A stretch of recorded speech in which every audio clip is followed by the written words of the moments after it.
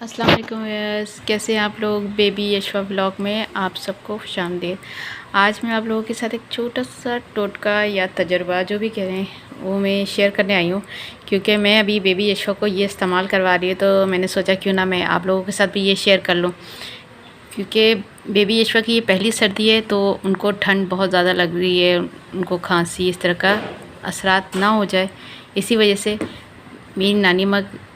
का ये टोटका है जो उन्होंने वो हर बच्चों के साथ ये करवाती थी, बच्चे बड़े सबके साथ ये विंटर में हमारे घर में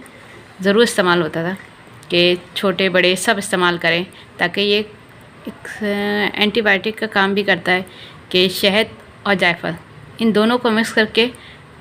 आप सुबह शाम किसी टाइम खा लें तो आपकी बॉडी में गर्माइश आएगी, खांसी नहीं होगी,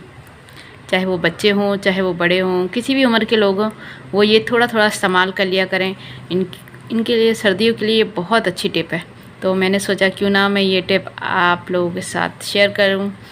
और आप लोगों को पसंद आए तो आप लोग आगे भी शेयर कर दीजिएगा, क्योंकि विंटर आने वाले हैं। जिनके छोटे बच्चे, जिनके पहला बेबी है, उनके लिए ये बहुत ज़्यादा मुश्किल मरहला होता है बेबी को संभालना,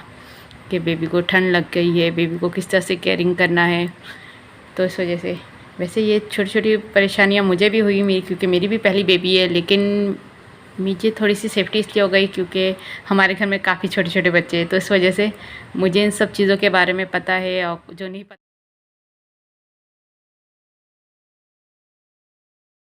होता है तो वो मैं अपनी मम्मा से पूछ लेती हूँ। और अगर आप लोगों को ये वीडियो पसंद आए तो प्लीज़ लाइक कीजिएगा। और ये देखिए मैंने शहद रखा और मक्खी ना आए, ऐसा तो हो ही नहीं सकता।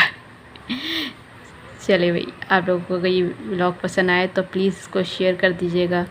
और मेरे चैनल को सब्सक्राइब कर दीजिएगा।